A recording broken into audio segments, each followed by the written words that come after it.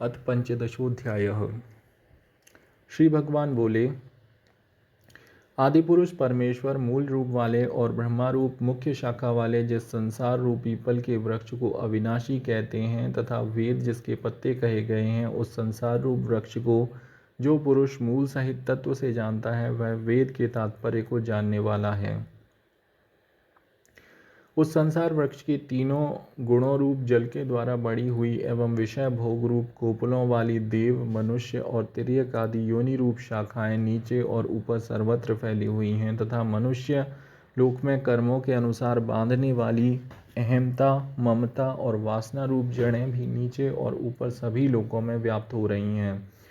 इस संसार वृक्ष का स्वरूप जैसा कहा है वैसा यहाँ विचार काल में नहीं पाया जाता, क्योंकि न तो इसका आदि है और न मध्य है तथा न इसकी अच्छी प्रकार से स्थिति ही है। इसलिए इस अहंता, ममता और वासना रूप अति दृढ़ मूलों वाले संसार रूप पीपल के वृक्ष को दृढ़ वैराग्य रूप शस्त्र द्वारा काटकर उसके पश्चात उस परम पद रूप परमेश्वर को भली भांति खोजना चाहिए, जिसमें गए हुए पुरुष फिर लौटकर संसार में नहीं आते और जिस परमेश्वर से इस पुरातन संसार वृक्ष की प्रवृत्ति विस्तार को प्राप्त हुई है, उसी आदि पुरुष नारायण के मैं शरण हूँ। इस प्रकार दृढ़ निश्चय करके उस परमेश्वर का मनन और निधिध्यासन करना चाहिए। जिनका मान और मोह नष्ट हो गया है, जिन्होंने आसक्ति रूप दोष को जीत लिया है, जिनकी परमात्मा के स्वरूप में नित्य स्थिति है और जिनकी कामनाएं पूर्ण रूप से नष्ट हो गई हैं, वे सुख दुख नामक द्वंद्वों से विमुक्त ज्ञानी जन उस अविनाशी परम पद को प्राप्त होते हैं।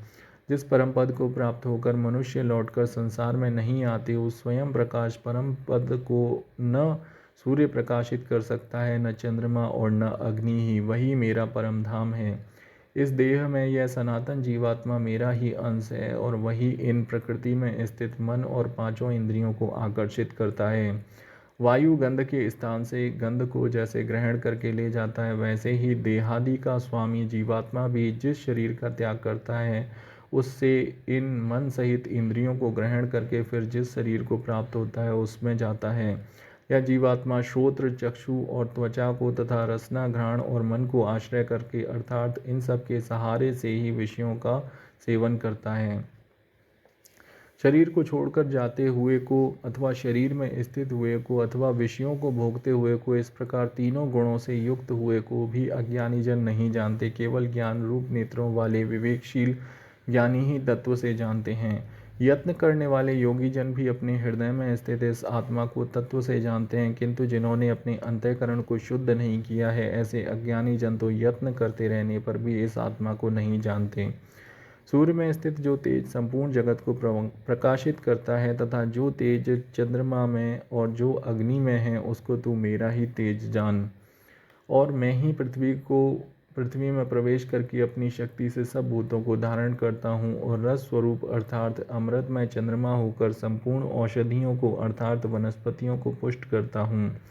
मैं ही सब प्राणियों के शरीर में स्थित रहने वाला प्राण और अपान से संयुक्त वैश्वानर अग्नि रूप होकर चार प्रकार के अन्न को पचाता हूँ।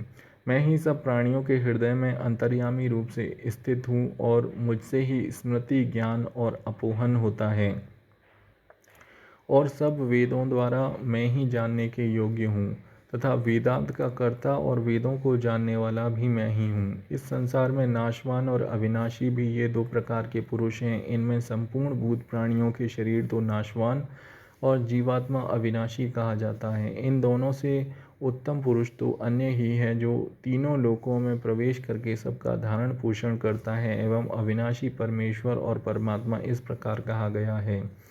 क्योंकि मैं नाशवान जड़ वर्ग क्षेत्र से तो सर्वथा अतीत हूँ और अविनाशी जीवात्मा से भी उत्तम हूँ, इसलिए लोक में और वेद में भी पुरुषोत्तम नाम से प्रसिद्ध हूँ।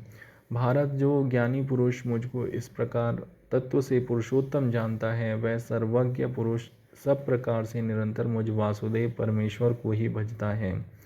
हे निष्पाप अर्जुन, इस प्रकार यह अति रहस्य युक्त गोपनीय शास्त्र मेरे द्वारा कहा गया, इसको तत्व से जानकर मनुष्य ज्ञानवान और कृतार्थ हो जाता है।